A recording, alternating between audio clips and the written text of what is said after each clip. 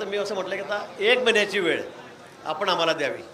मनोजजी या ठिकाणी म्हणतायत की फक्त 2 दिवसामध्ये निर्णय द्या. मला वाटतं याला कुठे कायदेशीर आधार राहणार नाही. राजकारणातल्या प्रत्येक अपडेट्ससाठी सरकारनं आम्हाला सबस्क्राईब करा आणि नोटिफिकेशनसाठी बेल आयकॉन प्रेस करा. असं 1.5 तास उपोषणकर्ते मनोज पाटील आणि आमची या ठिकाणी चर्चा झालेली आहे. अतिशय मोकळेपणे या ठिकाणी चर्चा झाली आणि याचा हेतू हाच आहे की या चर्चेतून मार्ग निघाला पाहिजे. माननीय मुख्यमंत्री महोदय आणि मी आज बुलढाण्यासोबत होतो. माननीय देवेंद्रजी माझं सकाळपासून 4-5 वेळा बोलणं झालं, ते लडाखला आहेत, ते आता मुंबईत आलेले आहेत. संध्याकाळी अजितदादांचंही माझं बोलणं झालेलं आहे आणि म्हणून मी शासनाच्या वतीने या ठिकाणी आलेलो आहे. पण आपण या ठिकाणी गेल्या 6 दिवसापासून मनोजजी उपोषणाला बसलेले आहेत. त्यांच्या तब्येतीची काळजी आम्हाला आहे. डॉक्टरने सांगितलं की त्यांना लवकर जेवायला द्यावंच लागेल, पाणी प्यावंच लागेल, त्याशिवाय त्याची तब्येत व्यवस्थित राहणार नाही. आणि म्हणून तुमच्या तब्येतीची काळजी म्हणून मी आपल्याला आठवत असेल की हा सगळे लाठीमार वगैरे होण्याच्या पूर्वी पण आपण त्या ठिकाणी बोललो होतो. मी 1 दिवस आधी येणार होतो, पण थोडं मिसकम्युनिकेशन झालं, त्यामुळे मी या ठिकाणी येऊ शकलो नाही. परंतु आज मी त्यांना विनंती केलेली आहे की आपली मागणी अतिशय न्याय्य आहे. आपलं म्हणणं समाजासाठी आपण जो आग्रह धरलेला आहे तोही मान्य आहे. मागच्या काळामध्ये म्हणजे 3 महिन्याआधीच एक समिती नेमली गेलेली होती अधिकाऱ्यांची.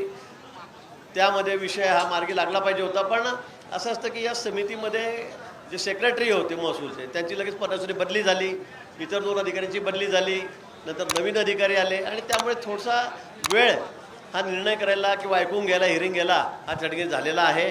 तो आम्ही मान्य करतो. पण आता मी असं म्हटलं की आता 1 महिन्याची वेळ आपण आम्हाला द्यावी. मनोजजी या ठिकाणी म्हणतायत की फक्त 2 दिवसामध्ये निर्णय द्या. मला वाटतं याला कुठे कायदेशीर आधार राहणार नाही.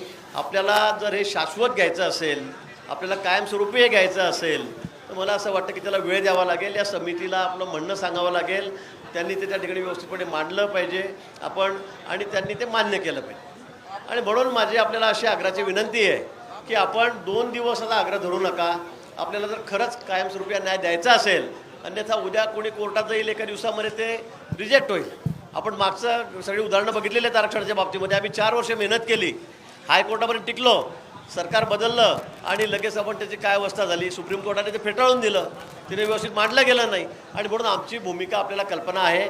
देवेंद्रजी मुख्यमंत्री असताना आरक्षण आपणच एवढं 50 वर्षाची मागणी होती, पण आपणच ते त्यांनी दिलेलं आहे. आताही आमची भूमिका अतिशय न्याय राहील, आपल्या बाजूनेच राहील. पण थोडा वेळ आपण द्या. आपल्या तब्येतीची काळजी आम्हाला आहे आणि म्हणून आम्ही आपल्याला विनंती करायला आलेलो आहे की 2 दिवस वगैरेमध्ये हे होणार नाही. हा GR लगेच निघणार नाही आणि हा निघाला, काढला बळजबरी आपण, तो एका दिवसाच्या वर कोर्टामध्ये टिकणार नाही.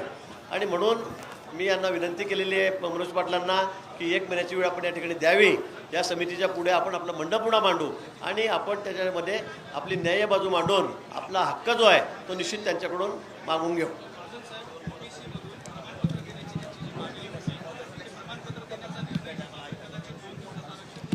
नाही, त्यांचं मनोजींचं म्हणणं तेच आहे की संपूर्ण मराठा समाजाला तुम्ही कुणबी समजून त्या ठिकाणी त्यांना OBCमध्ये सामील करून घ्या किंवा त्याचा दाखला द्या.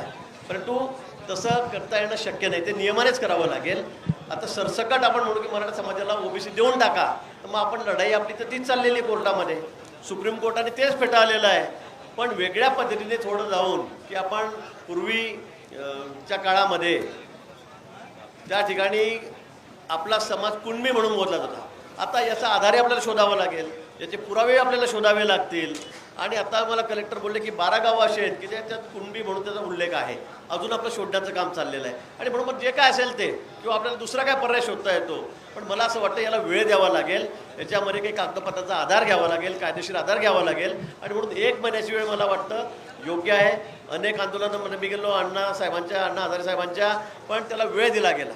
अण्णांनी 4-4, 5-5, 10-10 वर्ष लढा दिला आणि त्यावेळेला कुठेतरी माहितीचा अधिकार हा आपल्या पत्रामध्ये पडला. त्या ठिकाणी अशा अनेक गोष्टी आहेत, अनेक असे आंदोलनं झाले आहेत. पण इतका हातगाईवर येऊन आपल्याला चालणार नाही. आपण आपल्या तब्येतीची काळजी घ्या आणि त्याचबरोबर आपल्या समाजाला न्याय आपल्याला द्यायचा आहे, त्या संदर्भामध्ये आपण थोडा वेळ आम्हाला द्यावा अशी विनंती मी मनोज पाटलांना या ठिकाणी केलेली आहे.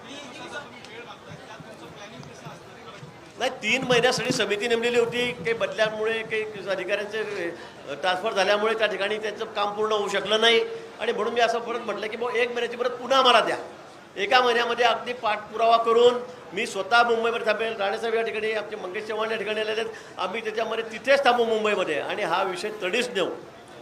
हे कामकाज आपण कमिटीचं पूर्ण करू आणि आपल्या समाजाला निश्चित त्या ठिकाणी न्याय मिळेल. मला वाटतं आपण एवढी मेहनत करतात, कष्ट करतात, कुठेही आपल्याला त्याच्यामधला कुठेही राजकीय हेतू त्याच्यामध्ये आपला नाही आहे. आपल्याला फक्त समाजाचं काम या ठिकाणी करायचं आहे, समाजाला न्याय द्यायचा आहे. आणि म्हणून मला वाटतं की 1 महिन्याची वेळ आपण ही काही फार जास्त नाही आहे, आम्ही वर्ष म्हणत नाही आहे, पण 3 महिन्यात झालं नाही तर 1 महिन्याची वेळ द्यावी. मला वाटतं निश्चित आपल्याला आपल्या समाजाच्या पत्रामध्ये काहीतरी न्याय त्याला त्या ठिकाणी देता येईल.